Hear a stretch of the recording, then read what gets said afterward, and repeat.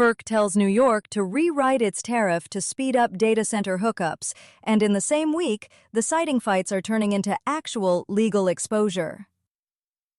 This is the Data Center Daily. Today, 2 more grid operators on FERC's clock, water scarcity getting a legal frame, and community blowback moving from PR headache to litigation risk.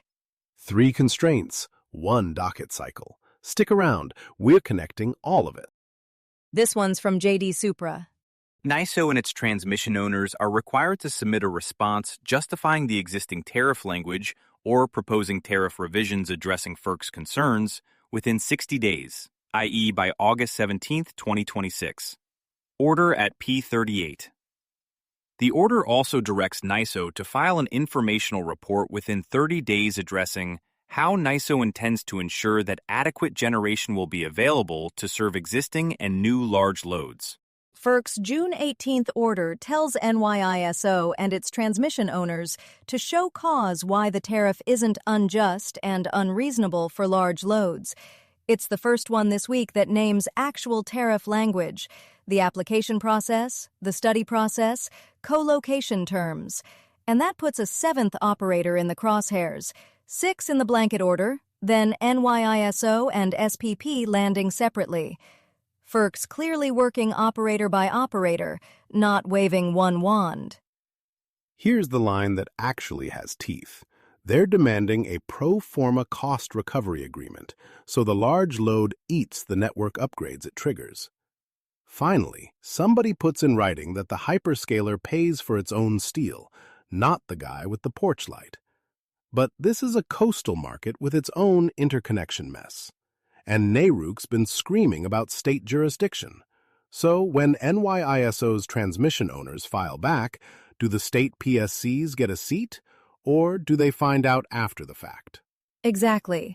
This is a transmission side move, which is the lane state regulators said they were watching.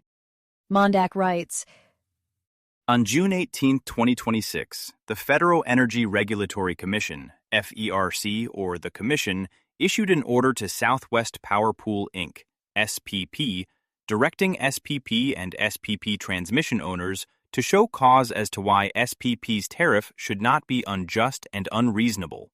Southwest Power Pool, Inc., 195, FERC 61213, 2026, order.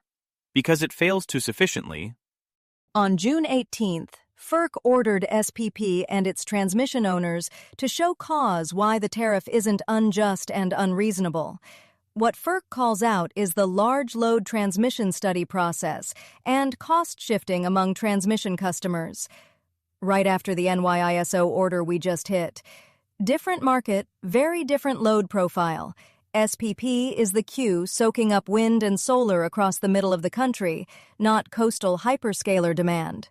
And read the actual charge, cost shifting onto transmission customers from large load. That's FERC saying out loud that data center hookups could land on everybody else's bill if SPP doesn't fix the tariff. 2 ISOs on the clock in 1 week, both under Section 206, both told to show their work on large load. Now we find out whether 6 operators drafting homework at once converge on anything or just produce 6 different tariff patches while the interconnection queue keeps stacking up.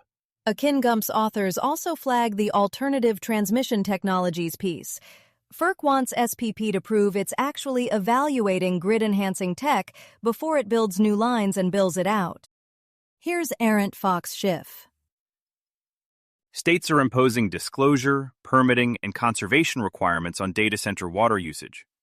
These measures reflect growing concerns that large-scale cooling operations are outpacing available water resources and placing unsustainable demands on municipal systems.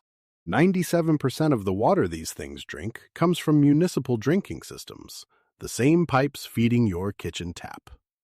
That's the number ArentFox put on the page, and it stopped me cold. And 40% of U.S. data centers sit in areas classified as high or extremely high water scarcity, per the same piece. So this isn't random siting.